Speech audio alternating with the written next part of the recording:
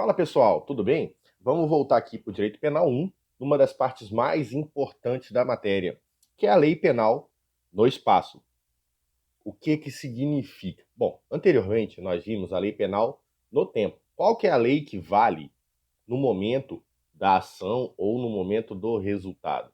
Qual que é a lei que vale naquele espaço territorial que o crime foi cometido? Lembra que nós estudamos que Estado é povo, território e norma? Então, é um povo que, dentro de um território, está sujeito a uma norma, a qual eles votam, né, para que as pessoas confeccionem essas leis, os representantes, e essas leis tenham validade naquele espaço geográfico. Nós vamos ver isso aí de uma forma detalhada, como funciona aqui no nosso país e como funciona a aplicação da lei nesse espaço. Vamos começar? Bom, primeira coisa que a gente precisa saber é o lugar do crime, que está previsto lá no artigo 6º do nosso Código Penal. Aonde se considera praticado o crime? Aqui no Brasil, nós trabalhamos três teorias, mas usamos apenas uma. Bom, vamos ver? Tá legal. A primeira é a teoria da atividade, que considera-se praticado no local da ação ou omissão considerada delituosa. Não é bem assim que funciona para a gente aqui. A segunda é a teoria do resultado, que considera-se o local praticado no crime o local aonde ocorre o resultado da ação ou omissão delituosa. Na verdade, aqui no Brasil, a gente acaba usando a teoria mista, ou a teoria da ubiquidade. Nós já vimos lá na lei penal no tempo, que é a da atividade. Então, a gente pode criar aquele mnemônico chamado de luta, né? Quando é lugar, teoria da ubiquidade, e quando é tempo, teoria da atividade. Isso fica muito fácil para você gravar, muito fácil para você poder depois utilizar. Luta. No Brasil, como eu falei para vocês, né, o artigo 6º traz para a gente a teoria da ubiquidade, mas tem algumas exceções, por exemplo, na lei do juizado especial criminal, né, no caso o GCRIM, a lei é do juizado especial, mas nós temos o juizado especial criminal, que utiliza, por força do artigo 63 da lei 9.099, a teoria da atividade, bem como o ECA utiliza a teoria da atividade. Lei 8.069/90 está previsto lá no artigo 147, parágrafo 1º, inciso 1. O Tribunal do Júri, de acordo com o artigo 70, parágrafo 2º do nosso CPP, ele trabalha também a teoria do resultado. E a jurisprudência diz, né, para a gente, traz essa informação para a gente, que a teoria da atividade ela é usada em alguns processos, né, para facilitar a persecução penal. Por quê? Se for no local onde começa a situação delituosa, é possível a produção de provas com muito mais facilidade, né? Com muito mais agilidade. Você imagina se, de repente, o pessoal lá onde ocorreu o resultado numa segunda cidade precise de autorização para vir investigar aqui na primeira cidade onde começou a ação delituosa, ou expedir carta precatória. Enfim, isso tudo dificultaria a aplicação da lei penal. Mas isso aqui não é para agora, isso aqui é só para você saber que existem exceções. O artigo 5º do nosso Código Penal, ele acaba trazendo para a gente o conceito do que é o território. Eu acabei trazendo para vocês um pouquinho de spoiler no início do vídeo, né? Mas você precisa ver que o espaço geográfico, não necessariamente, ele ocorre para a gente de uma forma horizontal. Não quer dizer que seja só o chão. Ele quer dizer para a gente uma universalidade de terras dentro do limite de cada estado. O espaço físico, onde são exigíveis as normas que se compõem o ordenamento jurídico de um estado. Mas percebam que a gente vai ter isso como uma regra, né, o espaço geográfico dos estados, cidades, como a gente conhece aqui. Quando a gente fala estado aqui, a gente está falando da República Federativa do Brasil, certo? Acaba que o estado enquanto entidade, tá bom? Mas nós temos outras situações que são consideradas extensões do território para os efeitos penais, que são o caso das aeronaves e embarcações. Nós temos algumas regrinhas que são trazidas lá no artigo 5º mesmo, no parágrafo 1º, e que fica muito fácil se você ler o texto da lei, parece que é uma coisa muito difícil. Mas se você ler o que eu grifei para você, você vai ver que não tem dificuldade alguma para você aprender a fazer isso aqui. Quer ver? Aonde se é considerada a extensão do território brasileiro para efeitos penais. Bom, nas embarcações e aeronaves brasileiras de natureza pública ou a serviço do governo brasileiro, independente do lugar que se encontre. O que isso significa, gente? Se for uma embarcação, um navio ou uma aeronave brasileira, seja ele público, seja ele do Exército, da Marinha, da Aeronáutica, ou seja um particular que esteja a serviço do governo brasileiro, muitas vezes uma concessão, muitas vezes uma permissão, muitas vezes uma missão, independente do que possa acontecer, independente do lugar aonde esses bens, esses móveis, né, nesse caso aqui as embarcações e as aeronaves, aonde elas estiverem, se forem oficiais, pode ser em qualquer lugar que elas são consideradas Brasil. Já as embarcações que não são oficiais, que são privadas só, as embarcações e aeronaves brasileiras, mercante ou de propriedade privada, quando estão em alto mar ou no espaço aéreo brasileiro. Ou seja, o que isso significa para a gente? Se for privada, para ser considerado espaço brasileiro, precisa estar em um espaço que é considerado brasileiro. Se for oficial, se for ligada ao governo brasileiro, ligada ao serviço público, elas estão como território brasileiro em qualquer lugar onde elas se encontrem. Nós vamos ver a definição de cada um desses institutos aqui, o que é público, o que é alto mar, o que é espaço aéreo, tá legal? Fica tranquilo quanto a isso. O artigo 5º, no parágrafo 2º, também trabalha a seguinte situação. Essa é a mais cabulosa, é a mais complicadinha, por assim dizer, mas você vai ver que não tem muito mistério. As embarcações e aeronaves estrangeiras, se forem de propriedade privada, quando estiverem dentro do Brasil, estão sujeitas à lei brasileira. Certo?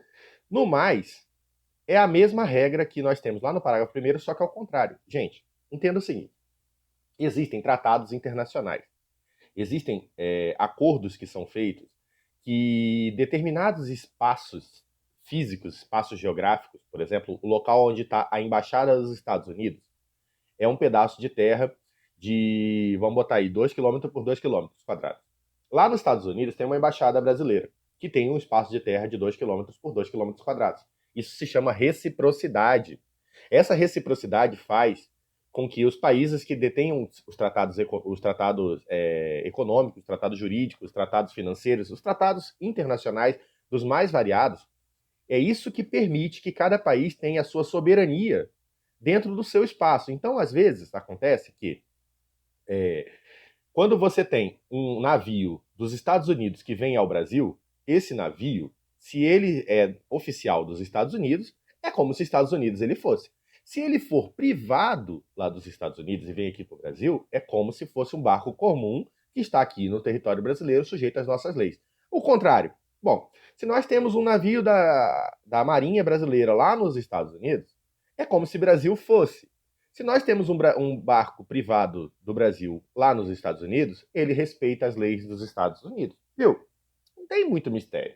É só você parar, respirar e pensar. Você vai ver o que é mar territorial, você vai ver o que é o impouso, você vai ver o que é o espaço aéreo. Daqui a pouquinho eu vou trazer para você agora os conceitos a respeito disso.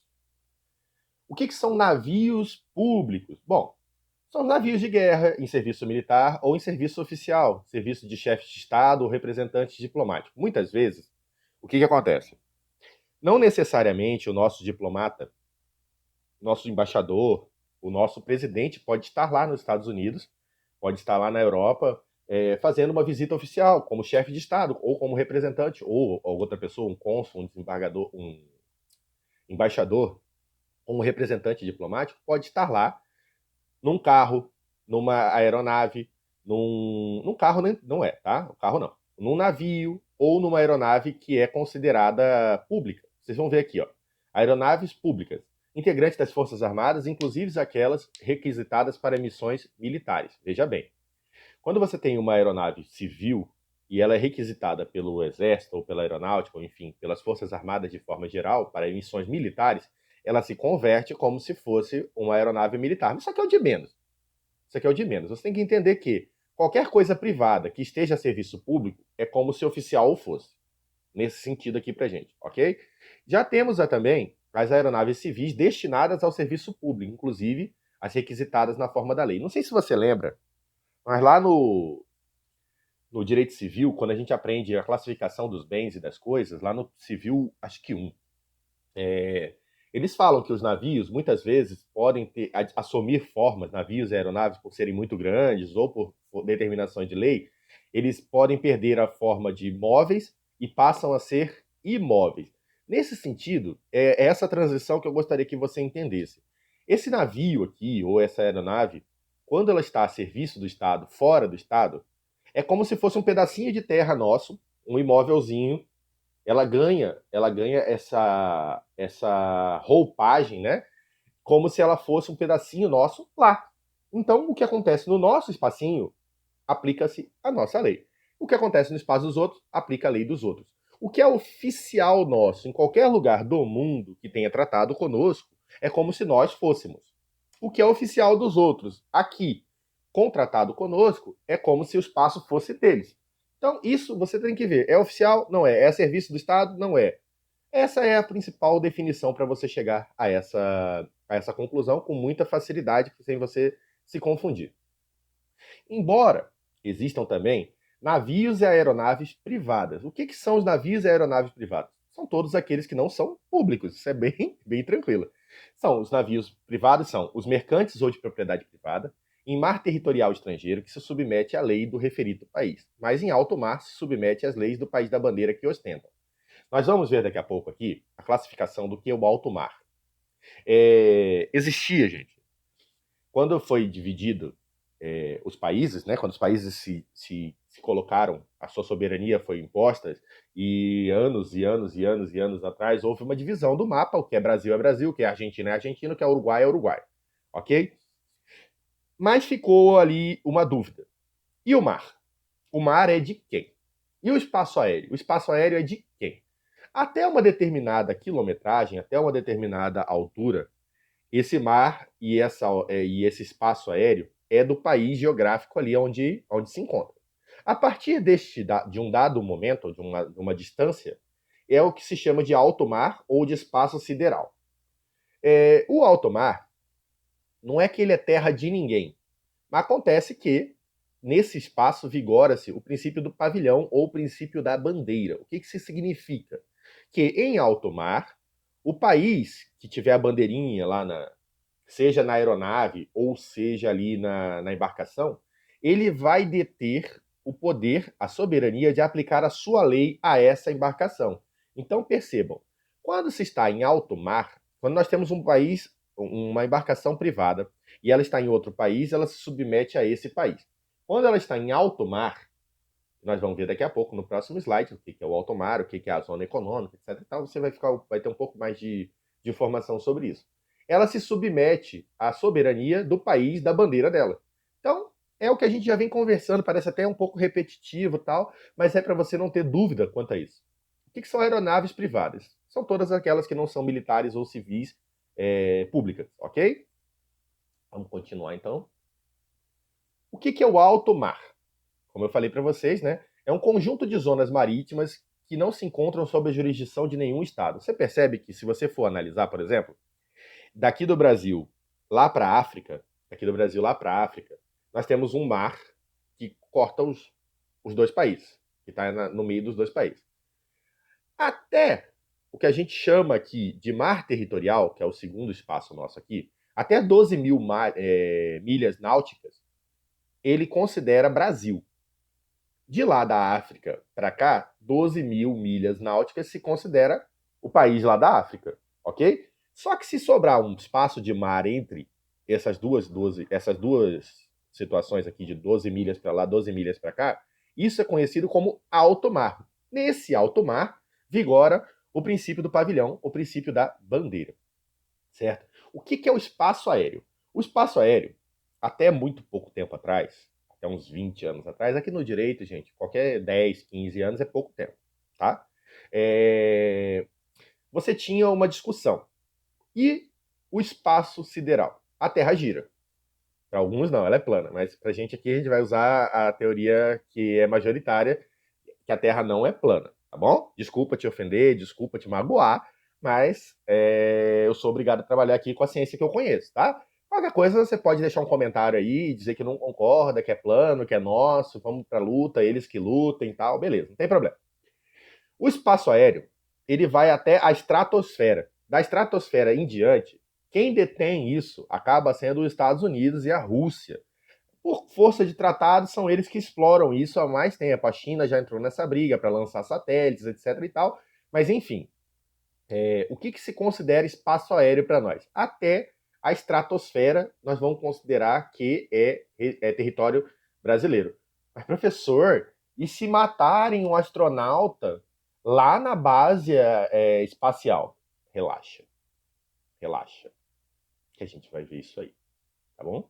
Fica tranquilo. Se ele está em missão oficial, é nosso. Se ele estava como um particular, um pesquisador, etc e tal, nós vamos ver essa situação nos próximos slides. Calma aí. O que é a zona contínua e a zona econômica? Bom, é preciso que a gente tenha uma separação de aplicação jurídica e de autorização para exploração econômica. São duas coisas distintas. Existe uma linha um pouco maior, um espaço um pouco maior, até 200 milhas marítimas, que é a que a gente chama de zona econômica. Então você imagina o seguinte: você traça daqui do litoral brasileiro até o mar, o alto mar, 200 milhas marítimas, certo? Essa é uma zona de exploração econômica. O Brasil tem direito a tirar petróleo, pescar, qualquer coisa de recurso natural, vivos, não vivos, trabalhar esse leito do mar, trabalhar o subsolo, certo? Desde que isso seja para finalidade econômica, para exploração econômica. Nessas 200 milhas, você tem o que se considera de zona contígua. O que significa isso? Até 12 milhas aqui, das 200, nós temos a o mar territorial, que é onde aplica a legislação brasileira. Dessa 12ª milha até a 24ª milha, nós consideramos ali zona contígua. O Brasil, ele pode, ali naquela situação, trabalhar situações de fiscalização, para reprimir infrações, para regulamentos aduaneiros, fiscais de imigração ou sanitário. Por quê? Porque você imagina o seguinte: 12 milhas aplica a nossa legislação. Aí quando chegasse em 13 milhas, parava um navio argentino ali e começava a jogar esgoto, vamos supor. E isso vai matar nossos peixes, vai poluir nosso litoral, vai fazer um monte de coisas ruins contra a gente. A gente não pode punir essa pessoa com a lei brasileira. A gente não pode punir essa embarcação. Mas nós podemos trabalhar ali, adotar medidas para que a gente coloque dentro dos tratados internacionais em relação a aduanas, fiscais, imigrações, questões sanitárias, nós podemos trazer sanções a esses países que não a lei penal, ok?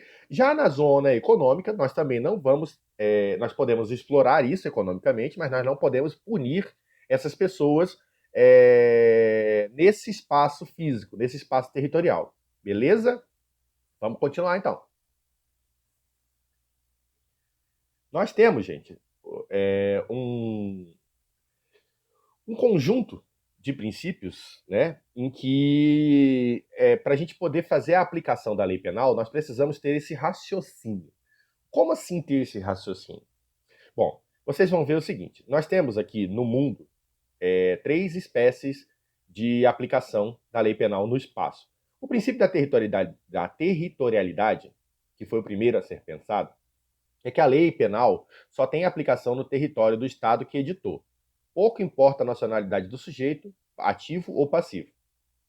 Nós temos também o princípio da territorialidade absoluta, que só a lei penal só é aplicável aos crimes cometidos em território nacional. Pouco importa a nacionalidade da pessoa.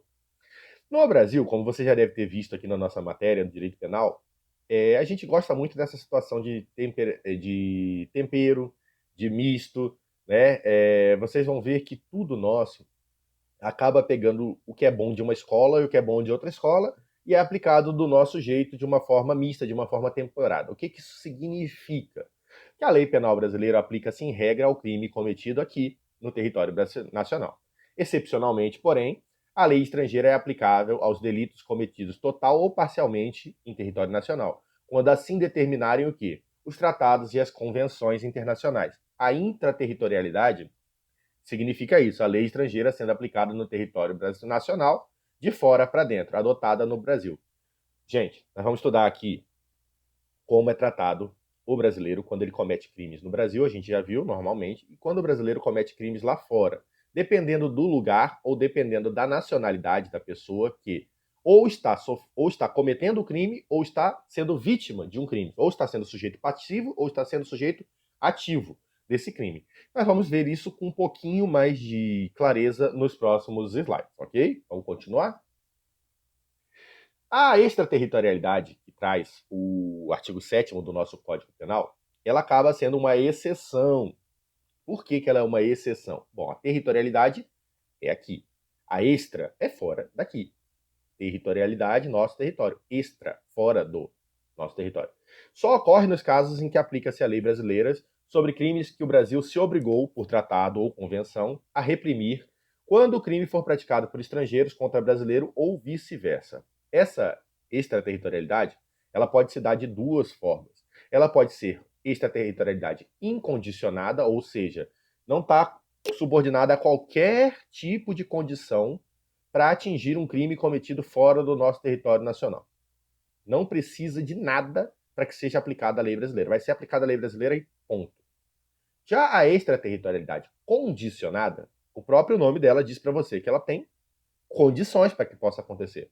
Então, a aplicação da lei brasileira, ela vai ser cometida a um crime cometido fora do território nacional, desde que algumas condições estejam estabelecidas, estejam satisfeitas. E nós vamos ver quais são essas condições a partir de agora, trabalhando a extraterritorialidade condicionada, que está prevista no artigo 7º, inciso 2, parágrafo 3º do seu Código Penal. Eu gostaria que, nesse momento, você tivesse com o seu Código Penal desde o início da aula, para que você possa ir acompanhando essas situações com o seu vademecum, para que você cada vez esteja mais familiarizada com ele, e que isso te traga facilidade no futuro. Tá legal? Perceba que nós só estamos no artigo 7º ainda, são 120 artigos nessa primeira fase, na parte geral do nosso Código Penal. Quais são as condições para a aplicação dessa lei penal que traz o artigo 7º, parágrafo 2º? Bom, primeiro, para que a gente possa punir alguém por ter cometido um crime nessas situações, é preciso que essa pessoa entre no território nacional. Porque se essa pessoa resolver passar o resto da vida dela lá no Japão, nós nunca vamos conseguir penalizar essa pessoa, a não ser que a gente tenha um tratado de extradição com o Japão, né? E aí esses trâmites sejam realizados e o Japão encaminha essa pessoa coercitivamente para cá para que ela cumpra essa pena. Tá legal? É preciso também, para que a nossa lei tenha validade, que o fato seja punido não só aqui no Brasil, mas também seja punido lá no local aonde foi praticado. Então, suponhamos que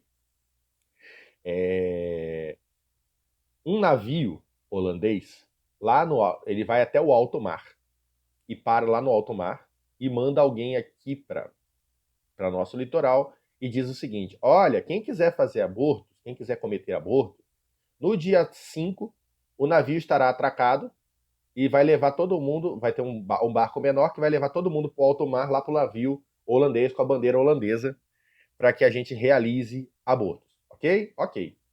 Como nós vimos agora há pouco, o navio holandês lá em alto mar está sujeito às normas da bandeira dele. Se está a bandeira da Holanda, as normas que são seguidas dentro desse espaço físico chamado embarcação, chamado navio, ok? Ok. Lá na Holanda, aborto não é crime. Então as pessoas que pegaram o barco, entraram em mar territorial e tomaram a decisão de cometer um aborto, de serem vítimas, ou enfim, se ela foi junto, ela não é vítima. Bom, não sei. Cada um com o seu entendimento e com a sua consciência. Não vamos entrar no mérito dogmático da discussão. Então, se essas pessoas foram grávidas até lá, no navio, e lá elas cometeram o aborto, quando elas voltarem para o Brasil, elas não serão punidas. Por quê? Porque o fato não é punível na Holanda. Agora, se elas, por exemplo, forem para a Argentina praticar esse aborto e voltam para o Brasil, tanto na Argentina quanto no Brasil é aborto. Ela não vai fugir por ter praticado esse crime lá e voltado para cá sem a criança, ok? Vamos continuar então. O crime tem que estar incluído entre aqueles pelos quais a lei brasileira autoriza a extradição. Bom, percebam que, para que nós também façamos com que a lei estrangeira seja cumprida aqui, a pessoa que, se ela cometeu um crime aqui no Brasil, para ela ser extraditada, é necessário que esse crime esteja dentro dos crimes que a lei brasileira autoriza a extradição. Não é qualquer crime que a pessoa comete aqui, porque da mesma forma que eu falei para você, lá na Holanda não é crime o aborto. Aqui é. Se for o caminho contrário, vamos supor que lá nos Estados Unidos seja crime falar ABCD. E aqui no Brasil não é crime. Se essa pessoa veio aqui no Brasil e falou ABCD, ela não será extraditada para os Estados Unidos. Se ela quiser morar aqui, por exemplo, para sempre, ela não vai ser extraditada para os Estados Unidos por causa disso, ok?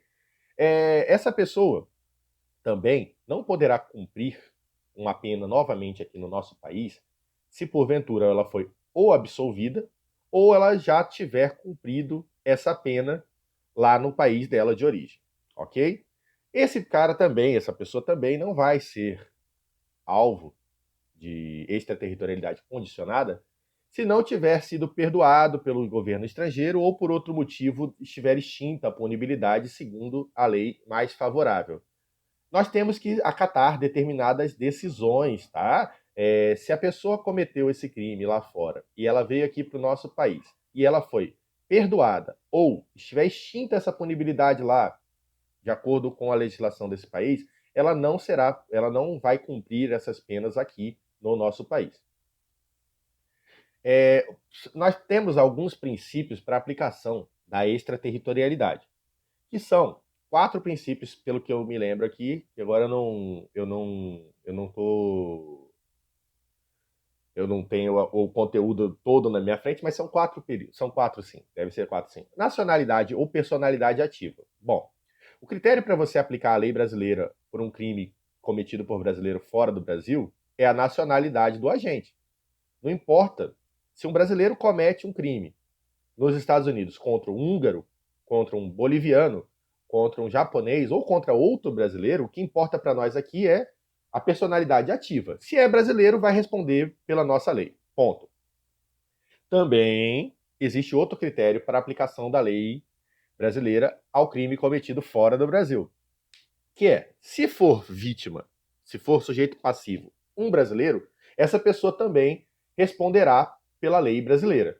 Lembrando a você que nós temos aqui, ó, esses critérios para que essa pessoa responda pela lei brasileira. Ele tem que entrar no nosso território. Ok? Senão, não tem condição dele sofrer as sanções pela lei brasileira. Nós não podemos ir lá nos Estados Unidos, pegar um japonês que bateu numa brasileira, trazer ele à força e prender ele aqui no Brasil, a não ser que exista um tratado de extradição nesse sentido, como a gente está vendo aqui, ó, na linha, no inciso 3, tá legal? Isso tudo que a gente está falando aqui dos princípios, eles estão previstos no artigo 7º, o da nacionalidade ativa, inciso 2, a linha B. Já o parágrafo 3º trabalha a personalidade passiva ou nacionalidade passiva. Ou seja, resumindo aqui essa tela aqui. Se o autor é brasileiro ou a vítima é brasileira, está sujeito às leis brasileiras, desde que naquelas condições. Nós temos também o princípio real da defesa ou da proteção, que é aquele que você vai aplicar a lei brasileira ao crime cometido fora do Brasil, quando ele afetar o interesse nacional. Quando o crime for cometido contra o presidente da República, contra um patrimônio de qualquer entidade da administração brasileira direta, né, indireta ou fundacional. O que isso quer dizer? Gente, se o interesse nacional foi afetado por algum motivo, justifica-se a incidência da legislação brasileira, porque o interesse nacional é uma questão de soberania. E como eu disse para vocês agora há pouco, se é oficial, aplica-se a nossa legislação. Lá atrás nós conversamos sobre isso. As embarcações, as aeronaves, né? E aqui nós estamos deixando o Estado, né, o espaço físico, e estamos trabalhando a pessoa, a figura da pessoa. Então, se essa situação for de interesse nacional, se for afetado de alguma forma o interesse nacional, nós estamos afetando também a nossa soberania. E aonde nós somos soberanos, né, aonde a nossa soberania é afetada, a nossa legislação tem que tutelar, tem que bater duro em cima disso para que nós, como Estado, nos mantenhamos soberanos, beleza? E se eu não me engano, temos mais um princípio, que é o princípio muito cobrado em prova, tá, gente? De justiça universal, ou justiça cosmopolita, ou justiça universal de jurisdição mundial, ou da representação universal, ou da universalidade do direito de punir. Gente, quando você. Quando acabou a Segunda Guerra Mundial, as atrocidades que foram cometidas, porque as nações eram muito separadas, era cada um por si, Deus contra todos, né? Eles se uniam por questões de guerra para lutar. Então, juntou Rússia, China contra Estados Unidos e uma parte da Europa. Depois teve uma época que juntou a Alemanha, a França, a Inglaterra, enfim. Eu não lembro, não sou muito bom nessa parte da história, não. Vocês me perdoem aí, eu devo ter falado besteira. Mas o que eu quero que você entenda? Quando a gente assina um tratado internacional, a grande maioria deles, principalmente aqueles que trazem questões de direitos humanos, são justamente nesse sentido. Você tem uma ideia de comportamento globalizado. E aí, todo mundo tem interesse, por exemplo, de coibir o estupro. Todo mundo tem interesse de coibir o tráfico internacional de drogas, o tráfico de drogas de maneira geral. Todo mundo tem interesse de coibir fraudes. Enfim, partindo dessa premissa, né, todos os estados envolvidos nesses tratados, eles têm um interesse, como se eles constituíssem só um território para reprimir o crime, certo? Então, todo Estado tem direito de punir qualquer crime, independente da nacionalidade do criminoso, da vítima ou do local aonde esse crime foi praticado, certo? Por quê? Porque acaba que esses tratados todos trazem para a gente condutas que a grande maioria dos crimes, elas são tipificadas, os crimes que são mais bárbaros, né? Elas acabam sendo tipificadas de forma muito parecida. O que muda muitas vezes é a dosagem da reprimenda. Alguns, às vezes, vão ter penas mais graves, alguns vão ter penas mais brandas. Por exemplo, em alguns países do mundo, o tráfico de drogas é pena de morte. Em alguns países do mundo, não é permitida a pena de morte. Essa questão da pena de morte, se esses países onde ela é permitida quiserem assinar os novos tratados de direitos humanos, necessariamente esse é um ponto que é batido em cima para que seja extirpado do ordenamento jurídico mundial. Não deveria existir, pela ordem econômica humanizada, né, pela nova ordem econômica pós Segunda Guerra Mundial, não deveriam existir penas de morte. Mas existem países que estiveram muito atrasados nesse sentido de avanço social, até na questão do desenvolvimento social e econômico desses países. Então, eles estão um pouquinho defasados em relação a isso, mas a nova ordem mundial ela acaba trazendo exigências para essas pessoas, para esses estados, que se eles quiserem fazer parte de determinados acordos econômicos, de acordos de tratados econômicos, de tratados de várias naturezas que o mundo oferece, os blocos econômicos, enfim, eles acabam tendo que ceder nesse sentido. Mas o interesse deles persiste. O problema aqui que nós estamos discutindo é o tipo de pena. Mas percebam que eles estão coibindo o quê? Todo mundo coíbe o tráfico de drogas. Tá legal? Nós temos mais um princípio que eu esqueci, que é o princípio da representação. A lei penal também é aplicada aos delitos cometidos em aeronaves e embarcações privadas brasileiras quando o crime é praticado no estrangeiro e no referido país não sejam julgados. Vejam bem, pode acontecer que aconteçam delitos, seja por brasileiros ou seja por estrangeiros, dentro de embarcações privadas brasileiras, que lá no país não foi julgado, seja lá por qual motivo isso ocorra. Se porventura essa pessoa que cometeu esses crimes, elas estabelecer aquelas condições lá de entrar no território nacional, se não foi julgado, essa pessoa, se porventura vier para o Brasil, entrar no território nacional, ela vai sofrer as sanções da lei penal brasileira. Tá legal? Então, o Brasil tem direito, mesmo que no país aonde aconteceu o crime, desde que nesse espaço, né, subsidiariamente, ele tem direito de se representar. Por quê? Porque esse país pode não cumprir com essa reprimenda, mas aqui no nosso país, se a aeronave não for, vamos lá, vamos trazer aqui o exemplo. Lembra do barco holandês? O crime que aconteceu, entre aspas, lá de aborto, no barco holandês, lá no mar territorial, no alto mar, perdão, ele está dentro de uma bandeira holandesa, certo? Então, não é embarcação nem aeronave privada brasileira, é lá da Holanda. Em alto mar, infelizmente, como a vítima é brasileira, nós não temos o que fazer em relação a isso. Se essa pessoa volta para cá, ela não tem como ser punida. Agora, se um barco brasileiro privado para em alto mar, vai lá e oferece os abortos, e esses abortos são realizados nesse barco brasileiro, se porventura esse cara, essa pessoa que cometeu esses abortos volte para o Brasil, entre em áreas nacionais, em áreas de aplicação, é, em áreas de aplicação da lei penal, essa pessoa vai receber a reprimenda do Estado, beleza? Ó, o artigo 8º trabalha para gente, né? O no bis in idem, a não repetição pelo igual. O que isso significa?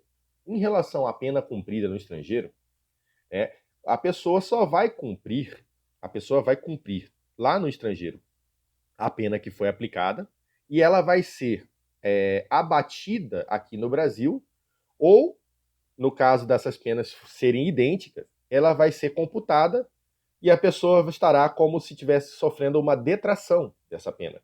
Então significa o seguinte, vamos supor que o caso do Neymar, que lá foi acusado de estuprar a brasileira lá na França, correto? Veja bem, sujeito ativo brasileiro, sujeito passivo brasileiro, mas o território era um território particular francês. Correto? Correto. Tem aplicação da lei brasileira? Tem aplicação da lei brasileira, certo? Mas para o Neymar cumprir, ele precisa voltar para o Brasil para ser preso, ou ter tratados com a França para que ele seja preso disso. Precisava ser condenado lá. Como ele foi absolvido lá pela França, acabou essa situação, certo? Nós vimos aqui, ó, as condições, voltando. Cadê? Ó. O inciso 4. Não ter sido o agente absolvido no estrangeiro ou não ter lá cumprido a pena. Aqui entra a segunda situação, que é o que nós estamos estudando, ter cumprido a pena. Percebam que, se uma pessoa foi condenada a 8 anos de pena na França e ela cumpriu esses 8 anos de pena na França, fechou. Acabou, está cumprido, não tem mais nada a cumprir, ok? Se essa pessoa foi condenada na França a 6 anos, aqui no Brasil esse crime tem uma pena mínima de 10 anos, quando ela voltar para o Brasil, essa pessoa vai ter que cumprir 4 anos aqui no Brasil, certo? Então, se a pena for maior, precisa terminar de cumprir. Agora, se a pena lá fora, por exemplo, foi de 10 anos e aqui no Brasil essa pena é de 6 anos, essa pessoa não tem mais nada a cumprir aqui no Brasil. Ela já cumpriu para o nosso ordenamento mais do que satisfatoriamente. Ok? Se você ainda tem alguma dúvida em relação a isso, é para que você evite, né? Se essa pessoa foi condenada na França e foi condenada aqui no Brasil. Aí lá na França ela foi condenada a 8 anos e aqui no Brasil ela foi condenada a 6 anos. Aí ela foi lá cumprir os 8 anos na França. Quando ela volta para o Brasil, ela fala assim: nunca mais quero ir na França, que lugar horrível, eu fui acusado injustamente. Chega aqui no Brasil, ela cumpre mais 6 anos novamente. Ela vai cumprir, ao invés de 8 ou de 6, 14 anos. Isso é totalmente inconcebível dentro das normas que nós temos hoje em dia. A eficácia da sentença brasileira, que está prevista no artigo 9 do seu Código Penal. Bom, quando que a aplicação brasileira vai produzir as mesmas consequências que a lei estrangeira? Né? Primeiro, essa sentença estrangeira, para vir aqui e ter efeito no nosso país, ela precisa ser homologada pelo STF, certo? E vocês vão ver que essas pessoas só poderão cumprir uma sentença estrangeira no nosso país. A pessoa foi condenada na França e vai cumprir a pena dela aqui no Brasil. De que forma que isso vai acontecer? Bom, essa pessoa vai ser obrigada a pagar as reparações e danos, as restituições e outros efeitos civis. Isso aí é tranquilo. O governo brasileiro, uma vez homologada essa sentença estrangeira pelo STJ, essa pessoa vai ser imposta a essa pessoa o cumprimento desse tipo de penalidade. Também, quando essa pessoa for sujeita à medida de segurança. E eu disse aqui para vocês, trouxe aqui para vocês que faltou o quê? A pena privativa de liberdade. Essa pessoa não pode cometer um crime na França e cumprir a pena privativa de liberdade aqui no país, porque as nossas leis, nosso sistema de execução penal é totalmente diferente de qualquer lugar do mundo. E aí não seria justo. Então, o certo seria, no caso da pena privativa de liberdade, se houver tratado de extradição, essa pessoa vai. Se não, infelizmente, nós vamos ter que ficar aqui igual esse Salvador e Cachola, né, que ficou pedindo, ele ficou em liberdade aqui no país, até que finalmente chegaram a um acordo de extradição e o enviaram para cumprir a sua pena lá na Itália. Como eu disse para vocês, né, compete ao STJ que faça a homologação dessa sentença estrangeira conforme a Constituição nos traz a informação. No artigo 105, inciso 1, a linha I, né, de acordo com essa emenda constitucional 45 que aconteceu em 2004. Mas essa homologação não é simplesmente chegar lá, o governo estrangeiro pedir uma homologação e pronto, e acabou, a pessoa vai ser punida. Muitas vezes, essas pessoas vêm pedir abrigo político, porque ocorre que o Estado está perseguindo elas. Né? Não, quando a gente fala de Estados civilizados, muitas vezes a gente acha que é sem vergonhice da pessoa, que foi lá, cometeu os crimes dela, vem aqui pedir asilo porque aqui é terra de ninguém. Mas, na verdade, nem sempre é isso. Muitas vezes a pessoa é presa política. Nós temos o caso aqui, por exemplo, da Venezuela, em que tem a oposição ao governo do Maduro. Então, muitas vezes, essa pessoa da oposição, ela perde a eleição, seja por maneira fraudulenta, seja por maneira lícita, e depois essa pessoa vai começar a sofrer perseguições. Então, ela pode ter sido condenada por um juízo de exceção lá no país dela, e quando chega aqui,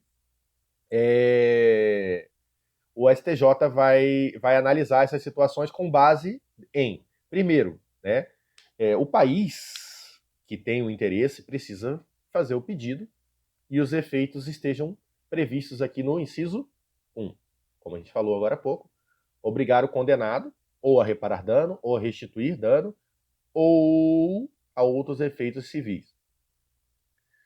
Para outros efeitos, né, para que outros efeitos sejam cumpridos aqui no nosso país, que essa homologação dessa sentença surta efeito para que essa pessoa seja obrigada a fazer algo aqui no nosso país, é necessário que exista um tratado de extradição para o país dela, com a autoridade judiciária que emanou a sentença, ou, na falta de tratado, a requisição do ministro da Justiça, que foi o que acabou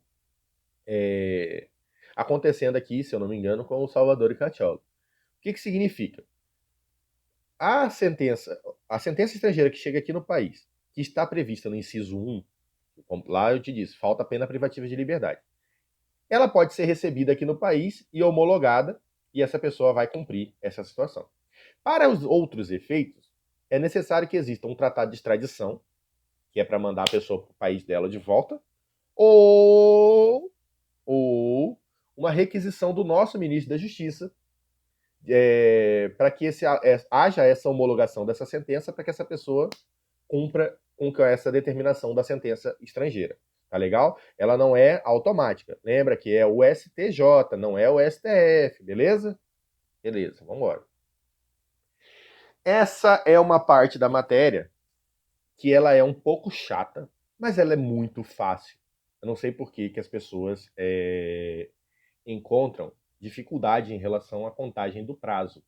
Primeiro, você precisa saber que existe o direito material e existe o direito processual, ok? O direito processual, ele tem uma finalidade. Então, ele vai correr que é uma maravilha.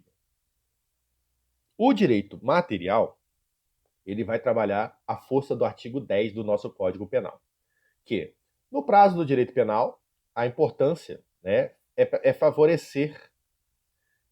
assim, o direito material, ele tem duas... Ele trabalha um direito que decai. Ele trabalha um direito que o Estado precisa formar a culpa num tempo que é considerado razoável, e a partir do momento que essa culpa não foi formada, é direito da pessoa não pagar por aquilo, ou ser considerada inocente porque o Estado não formou a culpa. Nós vamos discutir isso em um outro momento mais à frente, no Penal 2, principalmente, tá legal? Vamos lá. Então, vamos supor que, para o direito penal, nós não trabalhamos frações. Nós não trabalhamos, por exemplo, quando você for fazer uma divisão e der 2 dias e meio. Essa pessoa não ficará presa 2 dias e meio, ela ficará presa 2 dias. certo? Se essa pessoa for presa às 18 horas de um dia, se faltar 4 horas para acabar o dia, se faltar 2 minutos para acabar o dia, aquele dia ali vai contar. Então, uma pena que de um ano, que inicia no dia 4 de janeiro, às 20 horas, ela vai se encerrar no dia 3 de janeiro, às 24 horas. Ela não vai até o dia 4 de janeiro do outro ano, perdão, aqui está 20, mas é 21, tá? Ela não vai contar essas horas, não existe o cômputo dessas horas, tá legal? Aqui no direito penal, a gente sempre vai, no direito penal material, a gente sempre vai contar o cômputo do dia inicial e vai excluir o último dia. Então, se você foi preso dia 4 de janeiro, às 23 horas e 55 minutos, você vai contar um dia já. Se você foi preso no dia 4 de janeiro, à meia-noite e 1, essas 23 horas e 59 minutos vão contar como se fosse seu primeiro dia da mesma forma. A gente não se importa. Entrou em 4 de janeiro, é o primeiro dia. Passou para o dia 5 de janeiro, é o segundo dia.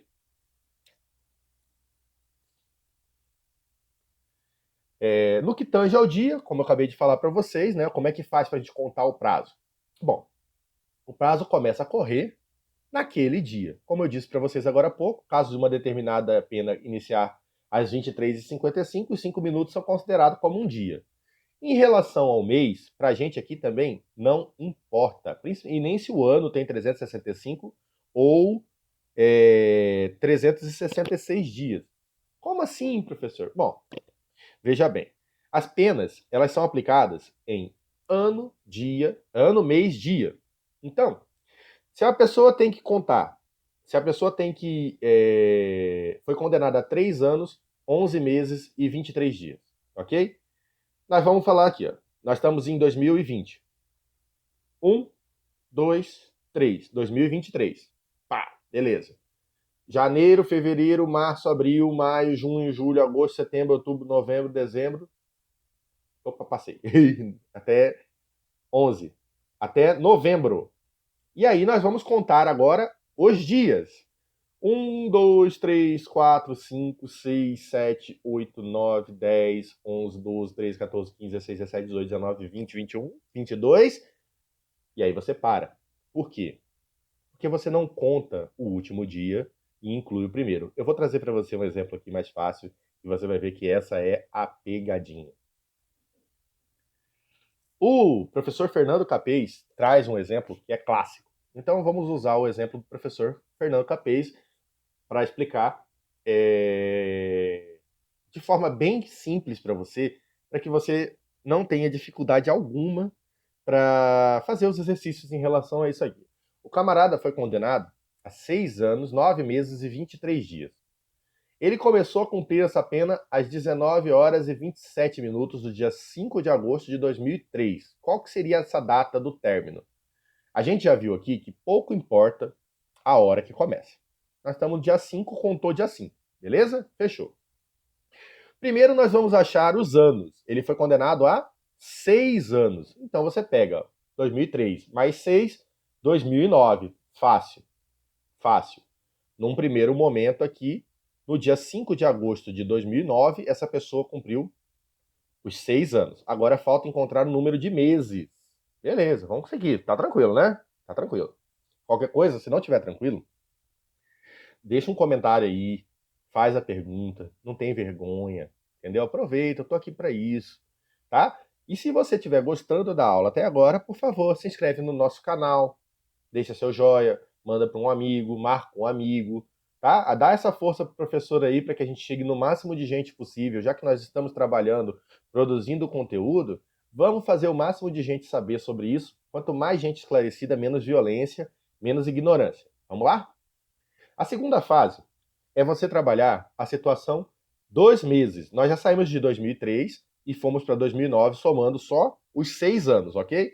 E como que nós vamos fazer os 9 meses? Bom, começa lá em agosto. Setembro, outubro, novembro, dezembro, janeiro, fevereiro, março, abril, maio. 9 meses. Fechou? 9 meses, ok? Então, nós estávamos em agosto de 2009, com 9 meses, nós fomos para maio de 2010.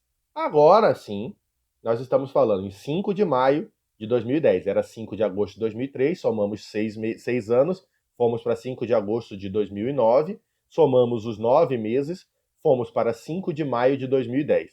Aqui entra o pulo do gato. Agora entra o pulo do gato. Qual que é o pulo do gato? Quando a gente trabalha os dias, certo?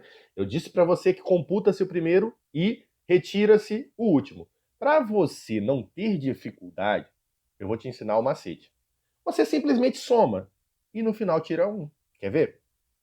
Começou dia 5. Com 23 dias, não iria para o dia 28? Certo? Iria para o dia 28. Só que no direito material penal, a gente computa o primeiro e exclui o último. Então essa pessoa vai ficar presa até dia 27 de maio. Analisando os resultados objetivos nas etapas, concluímos que o cliente foi condenado a 6 anos, 9 meses e 23 dias, que iniciou seu cumprimento dia 5 de agosto de 2003. Somados 6 anos, 5 de agosto de 2009. Somado 9 meses, 5 de maio de 2010. Somados 23 dias, seria 28 de maio de 2010. Porém, a gente exclui o último dia. Ficaria, então, essa pena cumprida no dia 27 de maio de 2010 e não no dia 28 de maio. Essa é uma pegadinha muito comum e agora eu tenho certeza que você não vai cair mais nisso aí. Sabe por quê? Porque você não é bobó cheira-cheira, você está prestando atenção, você está anotando e você vai aprender aqui comigo o pulo do gato sobre isso aí. Beleza? Vamos continuar então? Eu trouxe para vocês uma decisão do ministro Vicente Leal, lá do STJ, explicando para a gente, olha aqui, que legal. Ele fala para a gente que o prazo de prescrição é de natureza penal, expressa em anos, contando-se na forma preconizada no artigo 10, na linha do calendário comum, que significa dizer que o prazo de um ano inicia em determinado dia e termina na véspera do outro dia do mês subsequente, do ano subsequente. O que ele quer estar falando aqui? Que dia 27 de janeiro de 2020 inicia no dia 27 de janeiro de 2020 e encerra um ano quando? Dia 26 de janeiro de 2021. Ele fala assim, na véspera do mesmo dia, do mesmo dia do mês, do ano seguinte, do ano subsequente. Os meses e anos são contados não ex número, mas ex numeratione, dierium. Eu não sei falar latim, então você me perdoa aqui, tá bom? Ou seja, não se atribui, olha que maravilha, não se atribui, que maravilha. Não se atribui 30 dias para o mês, a gente conta o mês, certo? E nem 365 dias para o ano. É irrelevante se seja o mês de fevereiro ou se seja o mês de julho, se o mês tem 28 ou se o mês tem 31. Não importa, quando nós contamos os meses, é assim que funciona. Agora, vem comigo, comigo. Agora bater uma coisa aqui. Vamos supor que o nosso exemplo anterior fossem 29 dias, beleza? Beleza. A pena do cara ficasse para terminar em fevereiro. Quando a gente fosse contar esses 29 dias, a gente ia fazer o quê? 1, 2, 3, 4, 5, 6, 7, 8, 9, entendeu? E quando chegasse no dia 29, esse dia 29 acabaria sendo o 1º de março. Então, presta atenção nisso aí. Isso pode, tá legal? Quando a gente for contar os dias, se os dias passarem para o próximo mês, você vai parar no dia que parou. Vamos supor que sejam 20 dias, começando a contar no dia 20 de janeiro. Aí você vai 21, 22, 23, 24, 25, 26, 27, 28, 29, 30, primeiro, segundo, terceiro, quarto, quinto. Vai parar no mês de fevereiro, no dia 5, ok? Como você computou o primeiro, você vai excluir o último. Ele vai contar como se fosse 4 de fevereiro. Isso aqui, quando você trabalha os dias, você pode fazer, beleza? As frações não são computáveis na nossa pena de acordo com o artigo 11 do nosso Código Penal. O que ele quer dizer para a gente? Olha, nas penas privativas de liberdade e restritivas de direito, desprezam-se as frações de dias. Muitas vezes, nós vamos ter institutos que trabalham 1/6, 1/3, 3/5, 2/5, 25%, 16% com a nova redação do pacote anticrime. O artigo 112 da LEP, da Lei de Execução Penal, trouxe diversas alterações que são possíveis que essa pessoa teria que cumprir, por exemplo, 3 anos, 11 meses, 24 dias e vírgula 3. Esse vírgula 3 é pro homine. Você sempre vai truncar isso, você sempre vai pegar essas. Isso serve também para a questão da multa, serve também para qualquer fração monetária vigente. Né? Claro, centavos contam, certo? Mas vamos supor que deu R$ 100, 242, né? Vírgula 242. Vai ficar 24 centavos, tá ok? Essas frações não são computáveis. Se tiver alguma fração, elas não são arredondadas para cima, elas sempre são arredondadas para baixo, tá legal? No caso, truncado seria o termo correto para usar. Opa.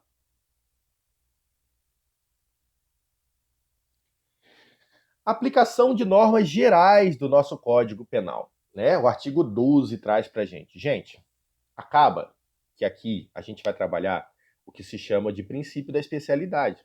Ora, se na lei especial, se nós temos, por exemplo, uma lei chamada Lei de Drogas, na Lei de Drogas, fala que um determinado prazo é de conclusão do inquérito é de 30 dias se o réu preso e 90 dias o réu solto. Ok? Não vamos aplicar a lei do Código Geral. Nós não vamos aplicar a parte especial do nosso código. Essa primeira parte, que vai do artigo 1º ao artigo 120, ela é chamada de parte geral. E depois nós temos a parte especial e nós temos as legislações especiais ou legislações extravagantes. Quando nós tivermos uma norma nessa parte especial ou uma norma nessa legislação extravagante que ela conflite com a parte geral, a norma que será aplicada vai ser a da parte especial, em detrimento da norma de aplicação da parte geral.